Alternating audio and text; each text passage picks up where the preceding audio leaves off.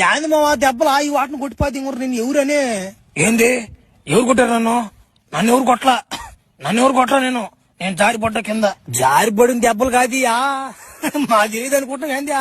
నేను చూసేసాం ట్రైలరు, నా మాట ఉతికాడ తెంగతున్నాళ్లే చూసే నేను. ప్రభాస్ అన్న చిన్న కొట్టుడు కాదురేదియా.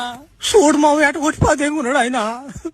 నా మాట నాకేం తెలుసురా, నేను కోనేరులో గమ్ముకున్నాను రా మావా. ఒరే నువ్వు రారా ముసలన్నమాట, చిన్న షాట్ ఉంటుందని చెప్పారు నాకు.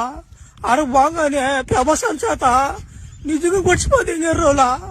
నేను కూడా డూపు దెబ్బలు అవన్నీ ఉంటాయి అనుకున్నారు మావా. ఓడి నిజంగా కొట్టిపోతే ఆయన. ఓడిగిడి అనబాక అన్నమాట, ఇంకో 2 బ్యాండేజీలు పడతాయి నీకు. ఏడబాక దున్నపోతున్నట్టు ఏడబాక.